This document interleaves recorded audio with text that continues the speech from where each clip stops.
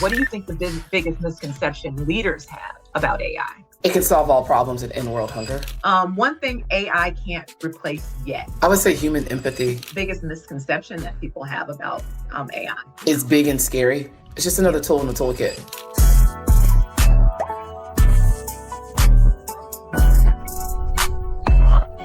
Welcome back to Boss Decoders, the podcast where we break down talent leadership, entrepreneurship, and the real stories behind the success. I'm your host, Tristina, and around here, we don't just talk titles, we decode the journey.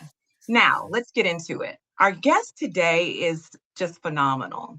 Who's our guest? She's not just the tech game, she's rewriting the playbook. Joining us is Diana Caplinger, AI powerhouse, transformation architect, and certified Move the Needle executive.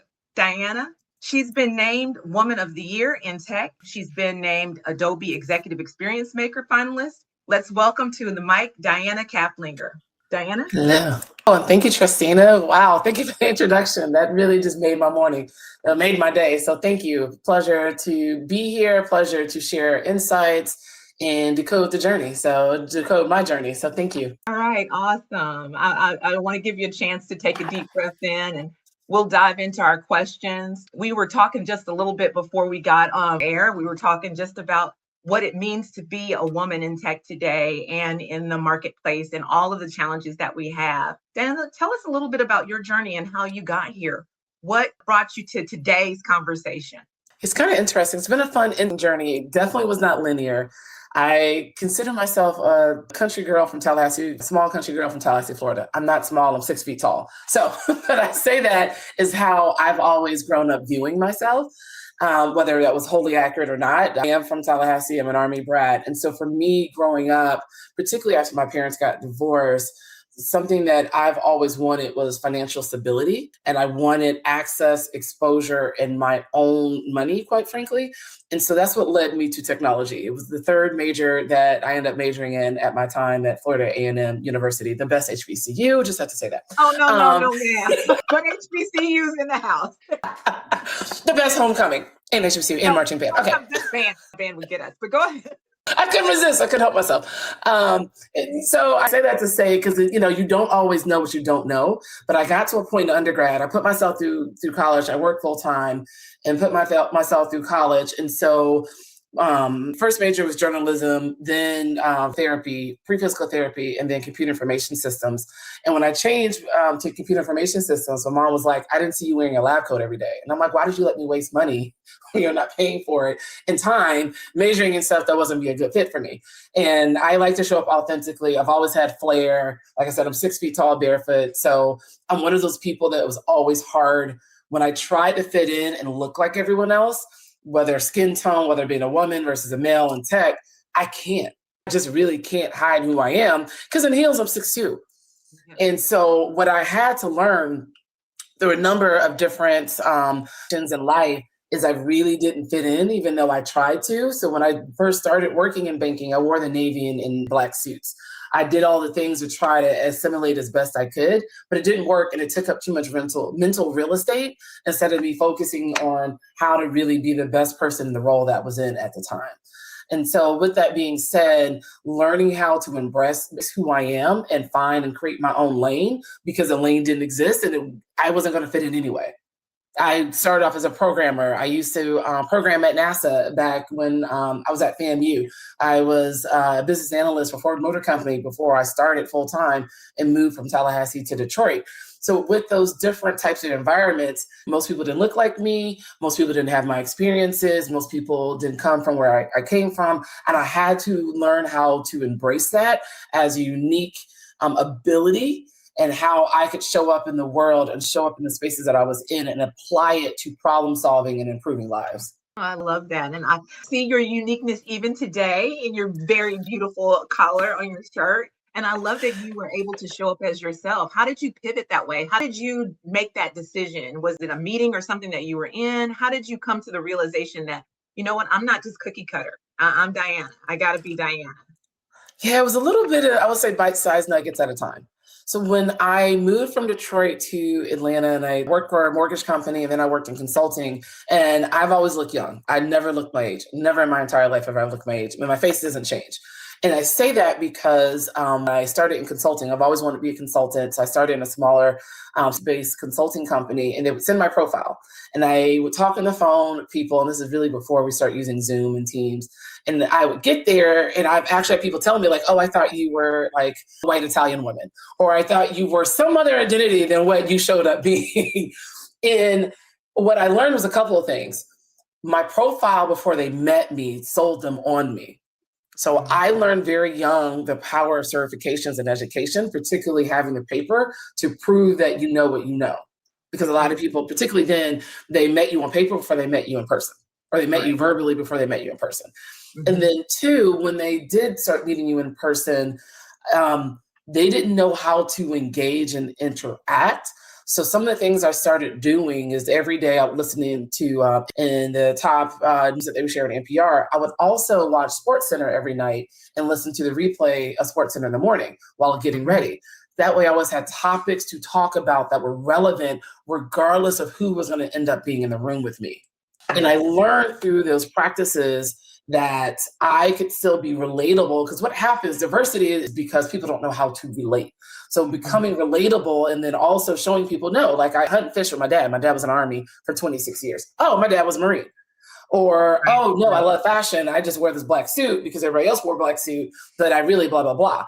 And so I learned how to use those differences to help people, whether I was giving fashion advice to other women in corporate space, because that's actually the job I had. I worked in the mall and I sold suits to legislators. And that's where I really honed in on styling, where I ended up becoming a stylist. And that's actually how I paid my tuition and my rent and food and ate and insurance and all the things. So in where women may have been intimidated by me, not only off telling them, complimenting them, but also showing them how to show up authentically in their space, whatever size, whatever look, whatever hair color, whatever texture, helped I end up being advocates because it was genuine. I'm like, no, I like, do this, shop here, wear this, da da da. This shoe is going to blah, blah, blah, be comfortable. You can wear and take the stairs 4 and 5 times a day. And then people are like, oh, okay, she just really is just a cool person, even though she looks intimidating.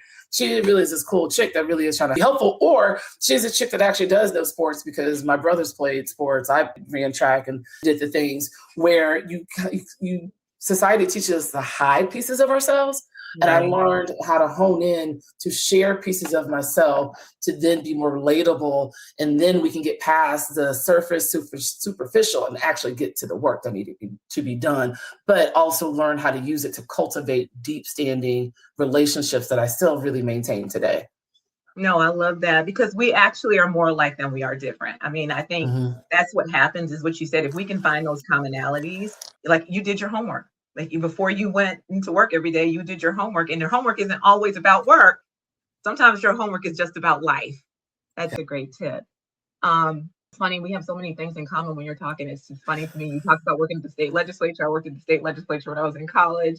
It does help you to have a broad depth of understanding and understanding of different types of people that you're engaging with. You mentioned something it's off topic slightly, but it was about styling, right? And you talked about being an individual in your styling, but you also said something that caught my attention. You were talking about comfortable shoes. And I know that sounds like it's completely off base, but you said you guys might have to go up and down the stairs 4 or 5 times, right? The flight of stairs. So you were dressing not only to accommodate your personal style, but also the environment that you were going to be in. Can you speak to that a little bit? Because I do know that a lot of times the students that I work with or that are in the workforce development space, a lot of times they want to express their individuality. They have no problem with that piece of it, right? It's the knowing when, conform somewhat for your own comfort, your own safety, and for your own strategy. Can you speak to that a little bit? Yeah, when you work with leaders, particularly executives or even mid-level managers, they're going from meeting to meeting, whether virtual meeting to meeting in the workplace, it's still in-person meeting to meeting. And particularly pre-COVID, we were not always on the same floor, let alone in the same building. You may have to walk through a building to another building to get to another floor. And so what I learned is, particularly if you wanted certain time with certain people, you ended up walking and talking. And guess what? They're not slowing down to talk to you. They're going to walk at their probably New York style pace. And you have to either get in where you fit in and keep up, or you weren't going to have that conversation, particularly if you wanted to still, I'll use the word still, but it really wasn't stealing. You wanted to optimize the time available to you to converse with a leader on a certain topic, give them an update, or even just get to know them better while they're walking to a meeting. They're not slowing down. So you have to find that balance of comfort and style, because they are thinking about the next thing and the next problem they have to go solve. And you go 3 or 4 flights of stairs between in a certain building because the elevator's too slow. Yeah. And the meeting ran over, right? So all these scenarios happen. So you end up having to consider it when you get dressed in the morning, because it is about style and how you show up, but also recognizing you may have to walk with someone. Or I even had once post-COVID, flying for work and meeting at another location in Raleigh, and the power grid went down. And we were on like the 7th floor, and we had flights back to Atlanta. And so the power was out, the elevators didn't work. So not only did the elevators didn't work, I had my work tote, laptop, and I have my carry-on luggage that I got to take down 7 flights of stairs. And it was in the middle of a storm, and we were like all thinking we were going to miss our flight. And we were running down a flight of stairs, and I'm carrying everything on me down 7 flights of stairs. Right. So and I can ask the men to help me. Right. And I can ask the men to help me, but they're carrying their luggage too. Right. We would have had a spare hand. And so, that's what, and I'm not going to say this is even an extreme case, because rolling power outages happen more often than not now, but you just have to consider. And so to your point, I always, and I will say very admittedly, I wear a size 12 lady shoe. So I can't do the little pretty rolled flats that are available. I have to actually carry a whole flat that's going to take up space. But I would figure out how to pack my particularly my toes. I could take it on and off, where I had the spare flats in them. But if I have pants, my pants are probably too long. So it's different scenarios you have to think through that would take more time if you just did the basic. But the basic is boring, and people don't remember the basic.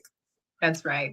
So that preparation and that extra preparation, where I have my heels, I have my flats, but also being prepared for whatever environment that may present itself in the day, goes a long way.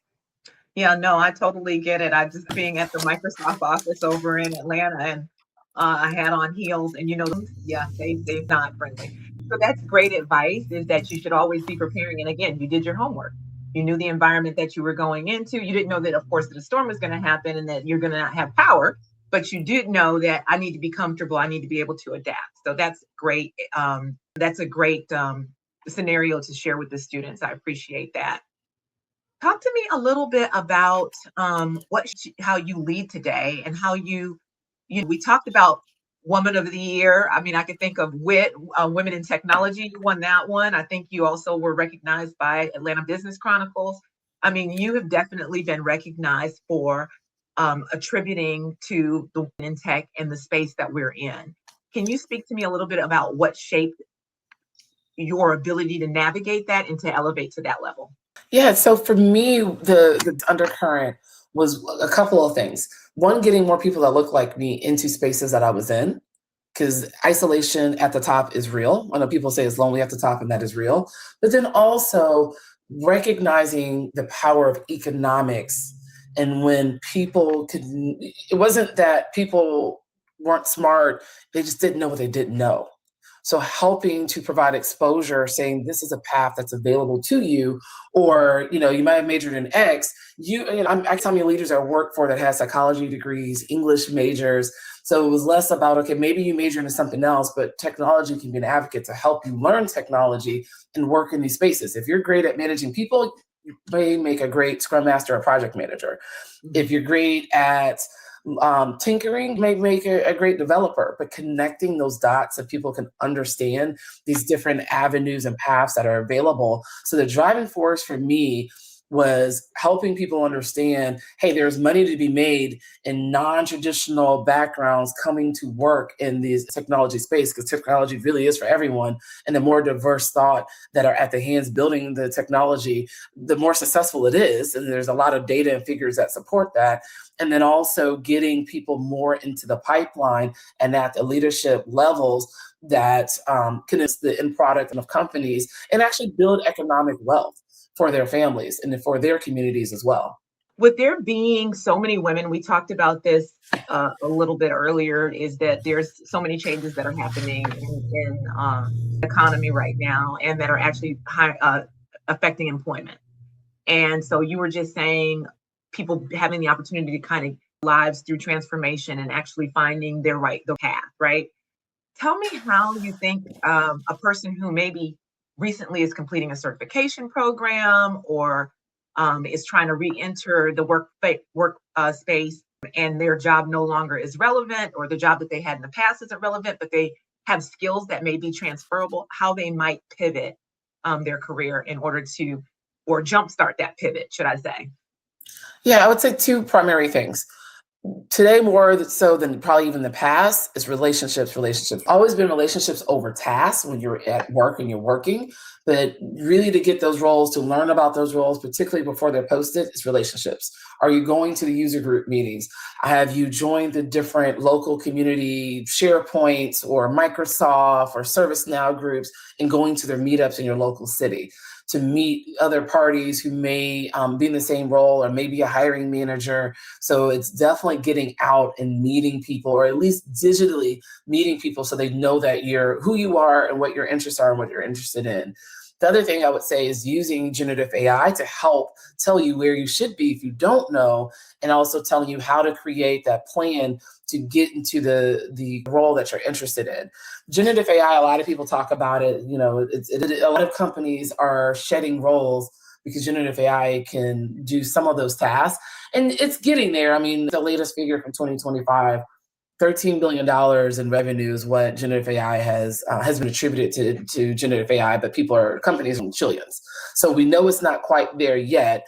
It's going to be a bigger jump and help with the fifth industrial revolution, bigger than the .NET did back in 1999 and 2000s.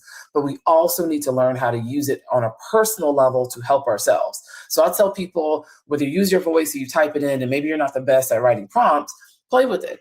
Say, hey, I want to learn Python and leverage to build AI models. Tell generative AI that you want to do it and say, this is education, here's a certification, here's where I live, and here's the type of company I want to work for. Build me a plan to get a job for this type of company.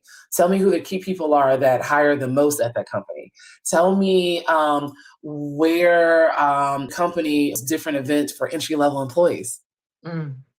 Stop feeling as though you have to do all the work yourselves, because we no longer have to do that. So use generative AI as a personal tool and a personal assistant to educate you in the things that you don't know. And you'll be surprised at the results. And once you get a hang of it, it'll become more of a norm where you're not sitting here and you're not in the dark anymore. And you don't have to keep searching like you would have had to do 10 years ago on Google. Now use Gemini or Claude or Chat or Code to be an advocate on your behalf, to lay out a plan for you to go from point A to point B to point C to point D.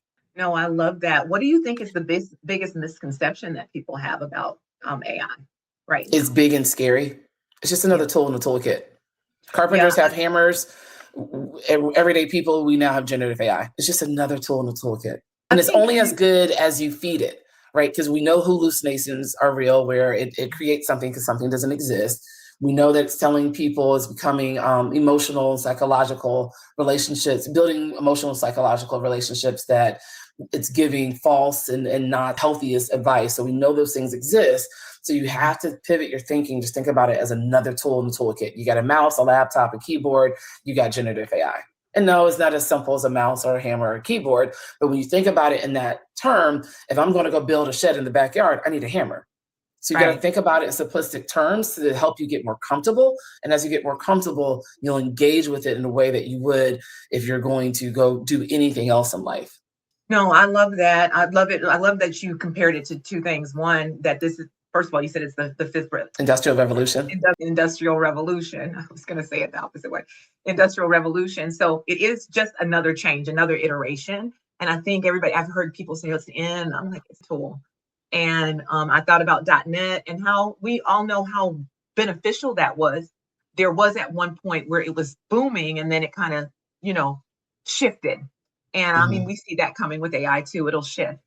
But I think that's important. And it's important for people to understand that it's it is a viable tool to use. Now, speaking to leaders who might be listening, what do you think the biggest misconception leaders have about AI? It can solve all problems and end world hunger. It can help create a plan to solve problems and end world hunger. It cannot do it in and of itself. It's not a human. It doesn't have human thought and logic. The intellectual property that has been fed into it is not all intellectual property. There are nuances. I talk to my friends about grandma's recipe.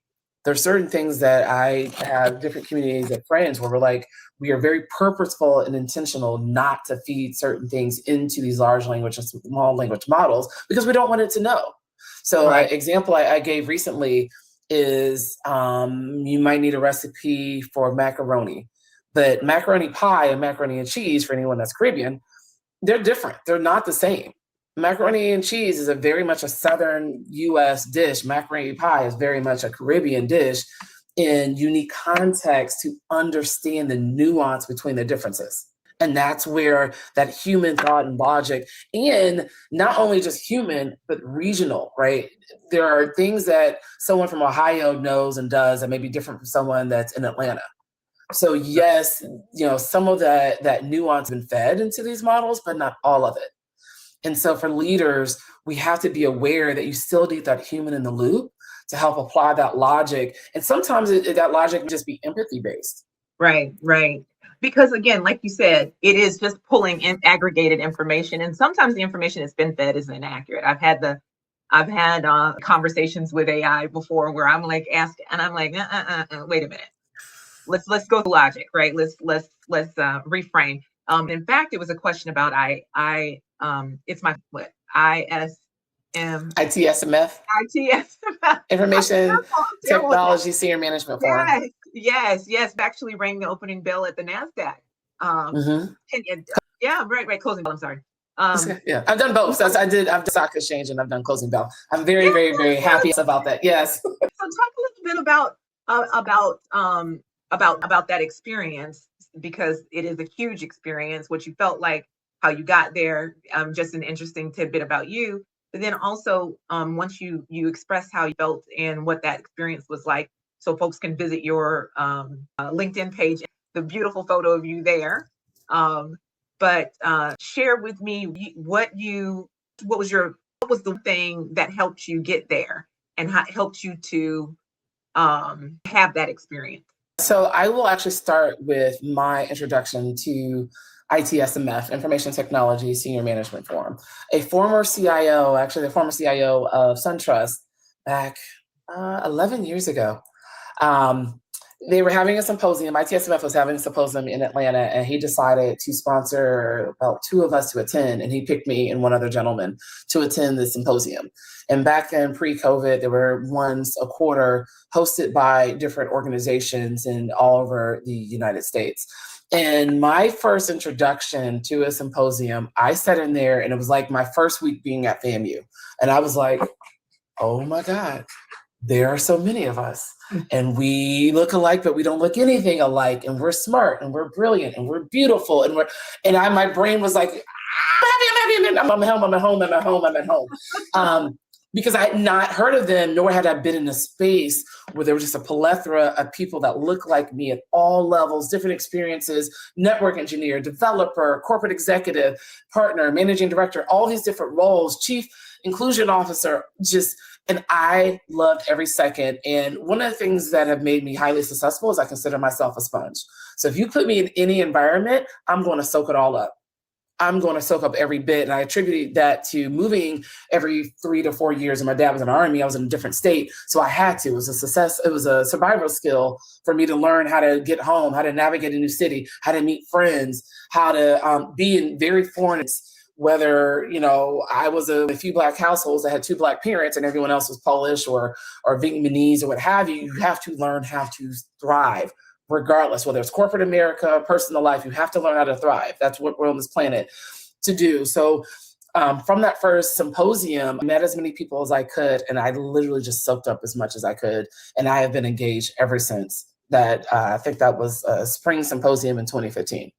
Oh, wow. And so the goal of ITSMF is to create maintain a pipeline of African-American talent, technology talent into the C-suite. And that doesn't always mean just CIO.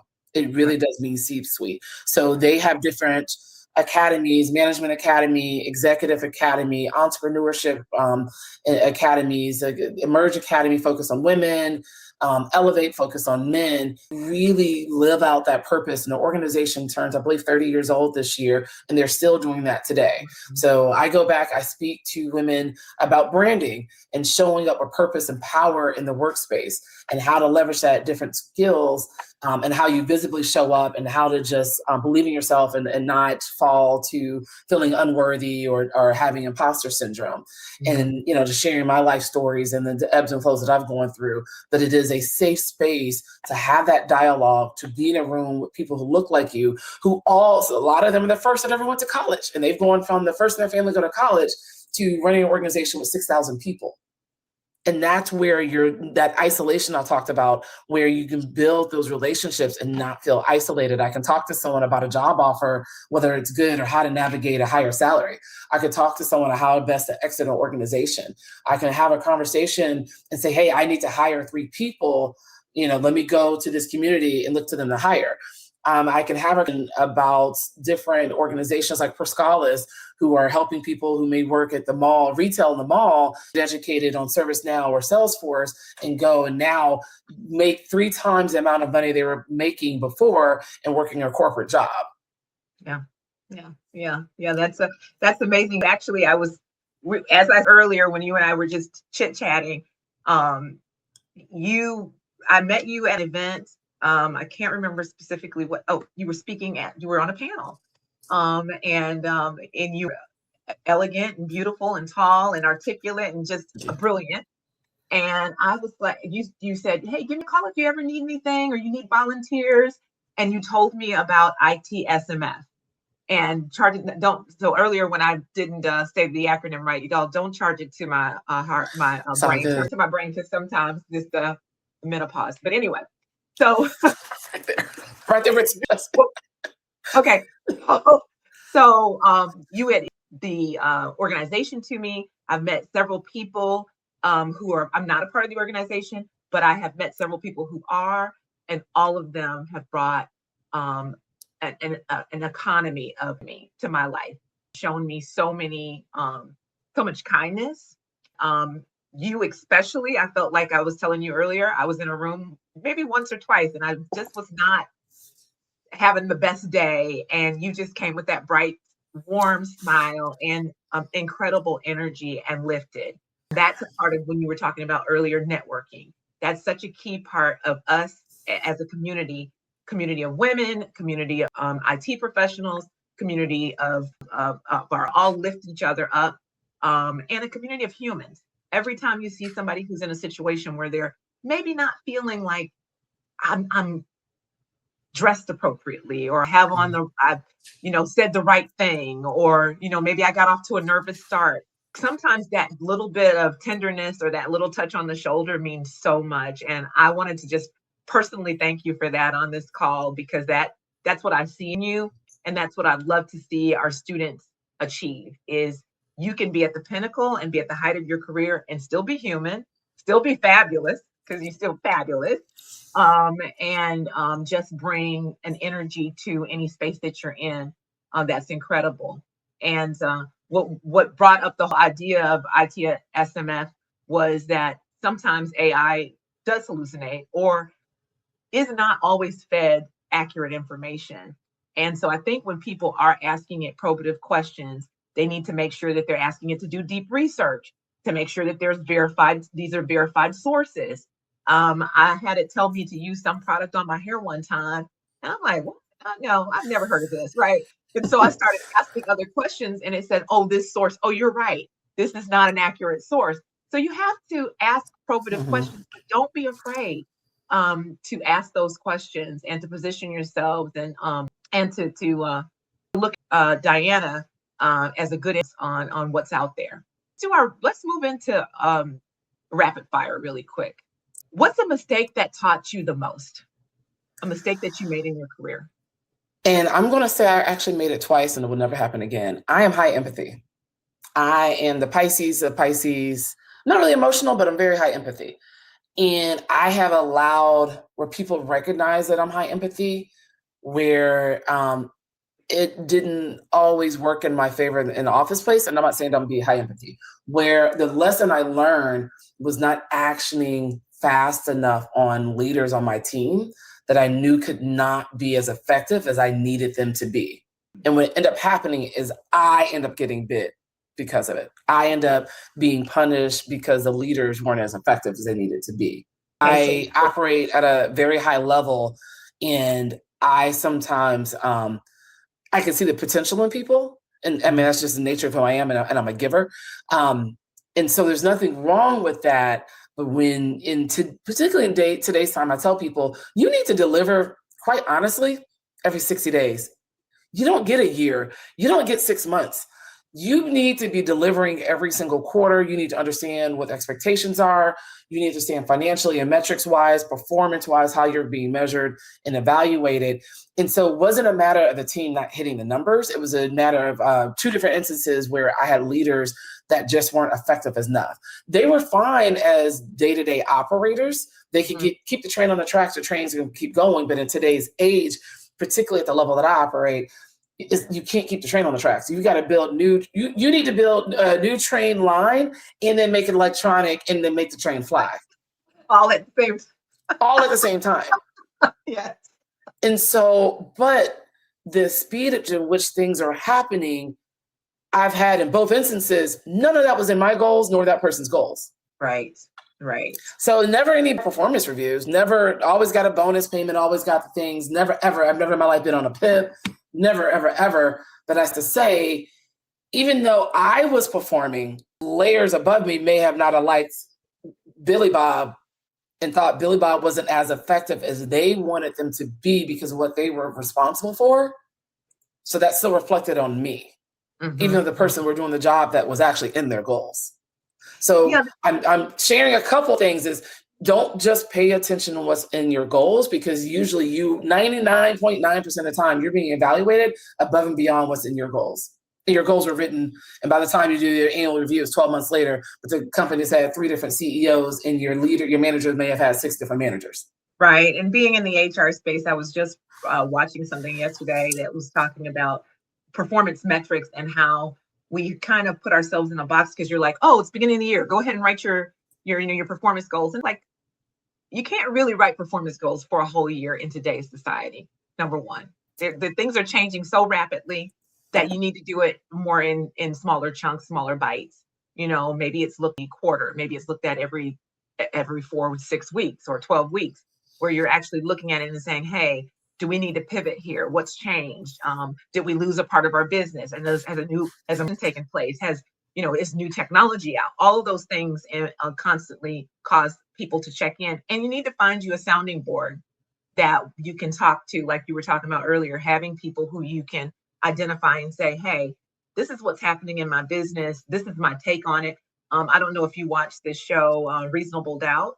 All 3 seasons. So the story about the husband who was a little time. Been there. You knew it. You knew it. Pay attention to your gut, because he knew it. I knew it, and the person had, the health problem, and all these things were facts. But I'm like, Diana's gonna come back on you, and I knew it. Then I was like, okay, let's just get through this one release. Right. I needed them. And that's how I was viewing the world, not meaning my leaders above me were viewing the world. So I wholeheartedly believe you need to have a 4-week check-in with your leader. I don't care what level of organization you're in, because things will change and they will not articulate to you that. Yeah. And something else that I noted, and I was just talking to another professional about this the other day, is the opposite effect, right? You're new to the organization. There's somebody who's already grounded. They did not get the job.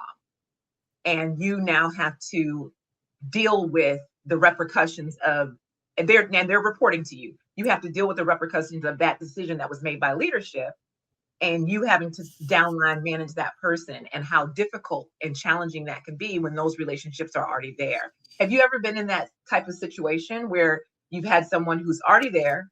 There's already a relationship with the leadership team, but they were not selected to be the leader of the group or the your department, and now you're coming in as the new leader and you've got to influence. What would you recommend to folks who are in those types of positions? Yeah, my situations were a little bit different where either it was a new role and I created the role, so people didn't like that I was able to create a role or a department, because I've done that a couple of times, or I was just new to the organization. Like my last position, I was new to the organization and they traditionally hire up. And so no one really knew me, so everyone started Google searching me. So it was more of building those relationships, spending the time, taking lunch, doing the dinner, or just doing 20 minutes on Teams, get to know sessions. So those are invaluable. You must absolutely spend time and plant those seeds. But then also back to it's an interesting dynamic. Let me take a step back before I finish answering, because I recognize how I show up in the world does not make everyone comfortable. These are my nails and they're not done, but I'm going to have my nails. I'm going to wear a bright lipstick. My hair's going to be done. I like little shiny trinkets. There are certain things I can do to help make myself more approachable, but I also full-heartedly know I am not for everyone and everyone's not going to like me. So the very first thing, this is something I had to learn through my career journey. I had to become comfortable with everyone liking me, and that is okay. I am going to sleep the same way every night, and my eyes are not fluttering because Janet does not like me, because I can't do anything about that, and I can't control that, and I can't own it, and I cannot waste mental real estate trying to get everyone to like me. So you have to remind yourself of that. Do the things, spend the time. Regardless of you spending the time, you can send them the fruit basket, you can bring flowers in the office and the donuts. Everyone's not gonna like you. And you just gotta make peace with it, and that's okay. That is okay. Respect me. You will engage with me if you must engage with me. We must deliver this project together. Mm-hmm. But you don't have to like me. Yeah. So you have to start there. That's really key, because I was just talking to a leader who's got kind of, I obviously like the colorful girls who like, high energy, like their nails done, like they're, like those, right? And one of the leaders that I was speaking to the other day, she was saying that her team's feedback was that she wears too much makeup and that she's too flashy. And I thought, well, what does that have to do with with her leadership ability, right? And is it inappropriate? So, you start to go through those. From my HR background, you start to go through those. And after you calibrate that, this really isn't about that, is it? You just don't like this person. And guess what? You don't have to like me, but we have to all work together and get along. So how do we get to that space?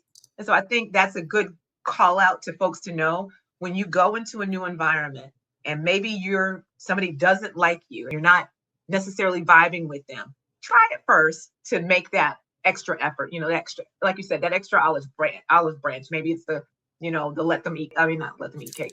You can say that at night when you go home, when you get offline. Yeah, be a place though, Chicago. But nothing but cake is what I was trying to say. Oh yeah, it might be that, or it might be the fruit basket or whatever. But once you've gotten past that, let's get down to business and do our jobs. And if we do our jobs well, we should be recognized for the work that we're doing. And if your gut is telling you you're not being respected, listen, journal, capture it. Capture if the email came to you and your name's misspelled or in lowercase. Because those microaggressions, as a culture, I feel like we're taught to ignore them. Capture it, put it somewhere, because more often than not, there are real aggressions that will have to be addressed. It's as you reflect on microaggressions and those little things that become big things, or little things that always are little things, you have to stop and ask yourself, are you in an environment where you are set up to thrive and be successful? Because sometimes we force ourselves to work in environments where you were never set up for success from day one. No. You might have been hired, doesn't mean you were set up for success. And you can keep pushing the rock uphill and doing all the things and spending the one-on-one time. But if you are not in an environment for you to thrive, you also need to recognize that, because there are other environments available where you could thrive. Yeah, there's always somewhere else that you thrive. And that's the key piece, right? So that's great feedback. One tool that you swear by. I spend a lot of time capturing the moment, because I have the best recall about work stuff. I don't have the best recall about the little tidbits. So I like to capture it later. Like, okay, let me write that on a Post-it note, or let me come later, or at least let me just jot on the side of my notebook so I don't miss it. Because then when I reflect back 6 months later, then I see the story unfolding that I would have missed had I not captured those many moments. So for me, it's definitely, and I journal, but it's really the micro level where just capture that little mini moment, because it helps tell a story later, or it may have helped me in pitching to somebody where I noticed that someone, they didn't like. I pay attention to, let me take a step back. I'm very, very observant. So I pay attention to a lot of the verbal and nonverbal communication. Did the guy sit there and put his shoulders out and cross his legs and take up more physical space? Did the woman bat her eyes when another woman started talking? Did the man repeat what the woman said? So in paying attention to these verbal and nonverbal communication that people are always actively doing, whether they're not, and make that little jot down. I might need to pitch to a leader, and I notice that if they like an idea, they lean in closer to the center of the table. Or if they're thinking through and they want to spend more time on the idea, they may start playing with their pen. I jot down those behaviors so that it helps me later in different capacities. Oh, that's awesome. That's great. That's great. That's great. The feedback. Okay. One trend leaders should stop ignoring. Ignoring. People are who be humans are going to human. We want people to fit in a box and conform, but the world's on fire. Unemployment's at an all-time high. The K economy is real. Humans are going to human. People will have real life situations where they're caretaking for loved ones, mental illness. Humans are going to human. And I'm not saying we don't need rules in the office space, absolutely, but to force people to conform to the rules of 30 years ago, they're not applicable in the same way. Yesterday, I read a person said that their boss, they left for work 1 minute early, and the boss sent a message tomorrow, make sure you add that minute back. I thought to myself, my God, man, that's not realistic. And we ask people to go above and beyond all the time. So like you said, people are going to human. Just look at it from the perspective as a collective and not in the one particular issue. That's great. One thing AI can't replace yet. I would say human empathy. And human empathy, particularly in the workplace, where we think there's one path and there may be more than one way to get it done, right? I know a number of people drop off kids. Okay, but they're going to be the one. I need someone to work on something 11 o'clock at night. I know they're going to be online. I can ping them and we can jump on a call 11 o'clock at night. Right. And that's okay. Right. But they may have to go offline from 4 to 7. Right. Right. So exactly. Stop being there in thought how we operate. 95. Right. But then when you need them and you're calling them at night, right? So yeah, no, I'm with you that. But then don't abuse that either. So if you're in an environment where you have a leader who's abusing that, then there's a conversation that needs to be had. But that's great. Absolutely. I love that. Okay, done with rapid fire. We're moving into our close. I've so enjoyed our conversation. Let's talk a little bit about let's tie in your background and what you've done in the past with the conversation that we're having. Transformation sounds glamorous, but we know it's heavy. What's something this season of leadership has required of you personally? To also think about my journey differently. So I consider myself, we would say in church, where I was laid off in 2025. And I actually consider it a blessing because I was at a point of working 30 plus years, traveling, working over 50 hours a week. I have a 16-year-old daughter. So we're in high school. We're in the last, year and a half of high school. And I really, really wanted freedom and flexibility. And for me, I consider it a blessing, but I had to look at how I navigated my journey. Reminded myself there are always more than one way to do something. One, God doesn't play about me. And God shows me every single day how good it can get. Yeah. So when you are grounded in that and you think about, again, my goal was freedom and flexibility, and my personal purpose is to improve lives and solve problems through connectivity. You told me you have a little Post-it note to remind yourself of that. You got that? Yes. I have my freedom and flexibility posted. I don't know if you can see it, the light's out. And then my other one too is, you can't see it, but it says, I always prosper and God doesn't play about me. All right. And so thinking about ways to be grounded, honor my own boundaries, and then be grounded in what my purpose and goals are for life, and spend the time really harnessing what I have done over the last 30 years and what I've accomplished to build a new pathway for my continued journey and my next set of activities and how I show up in the world.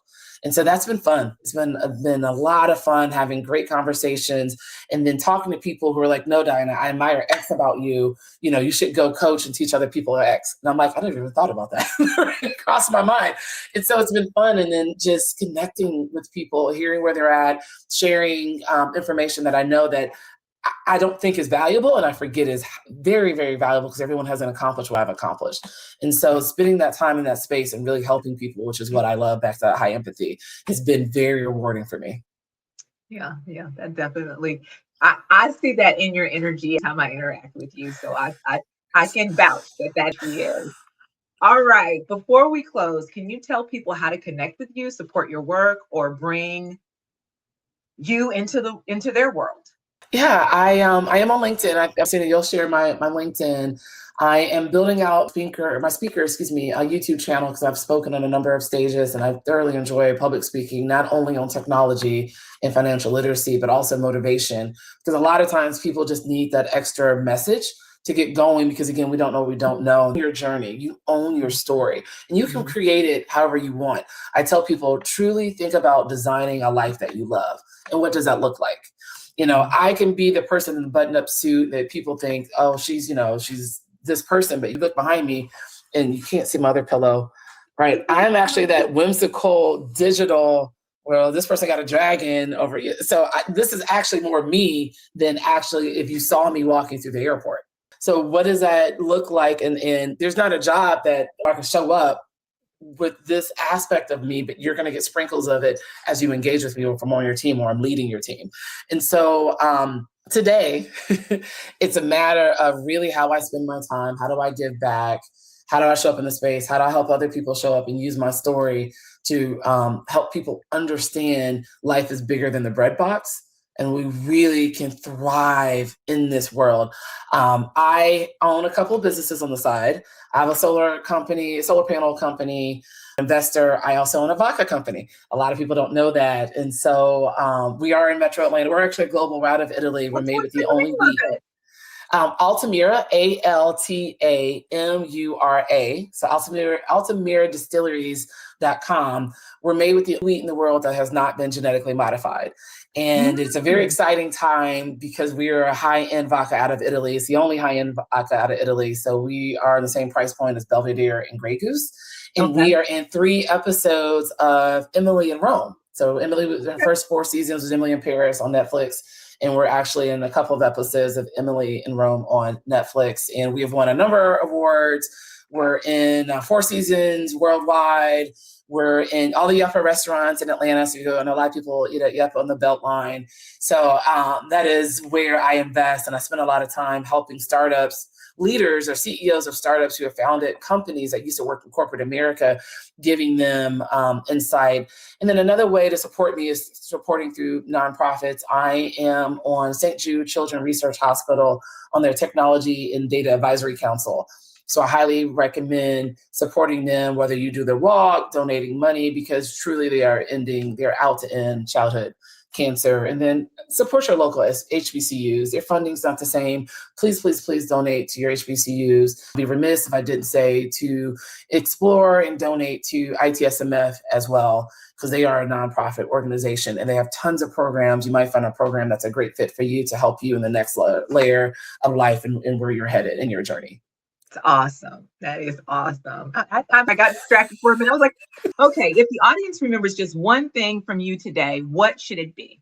Design the life that you want to live, and do the homework to go achieve it. Oh, I love that.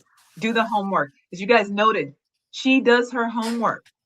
Yes. Thank you so much, Diana Caplinger. I mean, what a wonderful opportunity to meet you, get to know you better, and for our students to get to know you better, as well as the professionals who follow our page.